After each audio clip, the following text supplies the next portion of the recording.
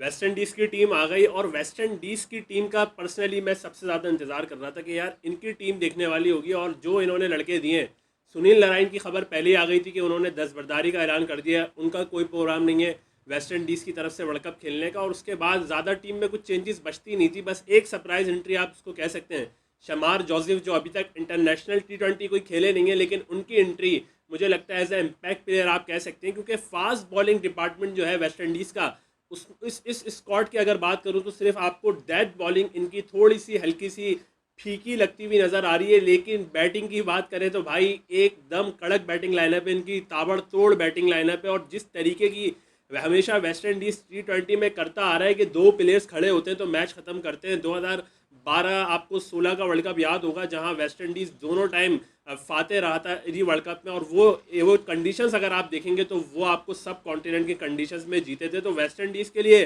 West Indies की conditions हो या सब कॉन्टिनेंट की कंडीशंस हो, ज़्यादा मैटर करता नहीं है। ज़्यादा पेस और बाउंस जहाँ होता है तो थोड़ा बहुत आप कह सकते हैं वेस्ट इंडीज़ के प्लेयर्स को मसला होता है, जहाँ थोड़ा बाउंस ज़्यादा हो, जब आप कह सकते हैं कि सीने से ऊपर जब गेंद आ रहा हो तो वेस्ट इंडीज़ वहाँ थोड़ा चकमा खाते हैं। लेकिन ये जो कंडीशंस हैं ये बहुत सूटेबल कंडीशंस रहती हैं वेस्ट इंडीज़ के प्लेयर्स के लिए। और यार क्या टीम आप देखें, अगर टीम बनाने जाऊं आपके साथ तो पहले नंबर पे ब्रैंडन किंग आपको मुझे लगता है एज अ ओपनर खेलते हुए नजर आएंगे। थोड़ा सा आप कह सकते हैं ये वेस्ट इंडीज़ के बाकी लड़कों से हल्का सा स्लो स्ट्राइक रेट से खेलते हैं, लेकिन इतना भी कम इनका स्ट्राइक रेट नहीं है जितना लोग पोर्ट्रे करते हैं। वैसे भी आप देखेंगे इनका स्ट्राइक रेट 130 125 के करीब होगा, 130 भी अगर आप मान के चलें तो मेरे हिसाब से एक सही स्ट्राइक रेट कहूँगा, जहां आपके पास सारे प्लेयर्स फिर 150 से ऊपर या 140 से ऊपर जिनका कैरियर का एवरेज स्ट्राइक रेट हो, तो भाई वो बहुत आप कह सकते हैं कि टीम जो है ये मुझे लग रहा है कि एक टॉप 4 की टीम आपको दिखेगी। जहां इसको सुपर 8 की अगर बात करें, अगर मान के चलें कि ये राउंड के मैचेस पार करके चले जाते हैं, सुपर 8 में जाते हैं, तो सुपर 8 में लोग बड़ी बात कर रहे हैं।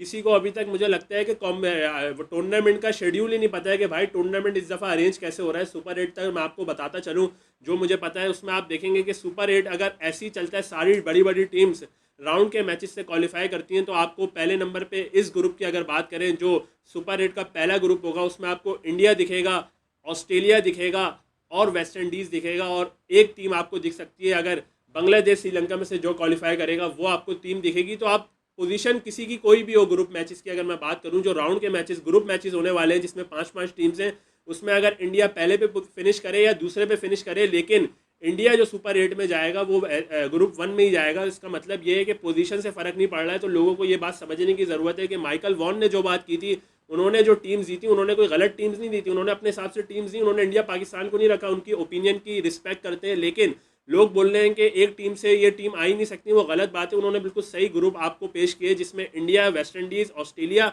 और आपको बांग्लादेश श्रीलंका दिखेगा। उन्होंने इंडिया और बांग्लादेश श्रीलंका में से हटा दिया और उन्होंने वेस्ट इंडीज़ और ऑस्ट्रेलिया को सुपर 4 के लिए किया है। लेकिन इस पर बात करूंगा आगे चल के कि कौन टॉप 4 की टीम दिख रही है। लेकिन एक टीम मैं आपको बताता चलूँ कि भाई वेस्ट इंडीज़ भी मुझे लग रही है कि यार बड़े अच्छे चांसेस हैं इनके क्वालिफाई करने के लिए, क्योंकि ब्रैंडन किंग जब ओपन करेंगे, उनके साथ देखें आप जॉनसन चार्ल्स आ रहे हैं ओपन करने। तो ये ऐसा प्लेयर है जॉनसन चार्ल्स के, ये 3 से 4 ओवर में बड़ा बेड़ा गर्क कर सकता है। ऊपर से ही फिर मैं तीसरे नंबर पे मैं खिलाना चाहूँगा निकलस पुरान को।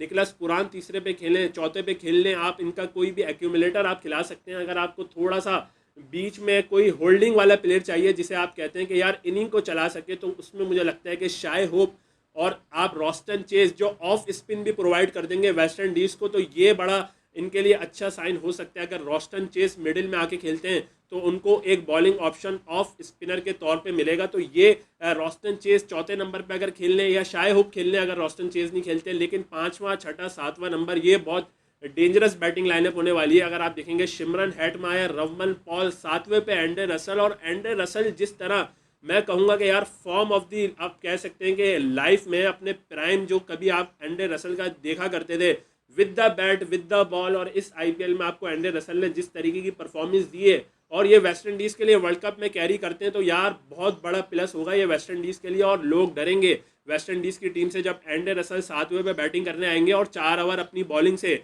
मैच को टर्न कर सकते हैं वेस्ट इंडीज़ की फेवर में। तो 7वें नंबर पे एंड्रे रसल, और फिर आप 8वें नंबर पे भी देखें तो रोमारियो शेफर्ड जो आराम से किसी भी ग्राउंड में छक्के मारने की सलाहियत रखते हैं। और फिर जेसन होल्डर आपको इनकी टीम में दिखेंगे 9वें नंबर पे।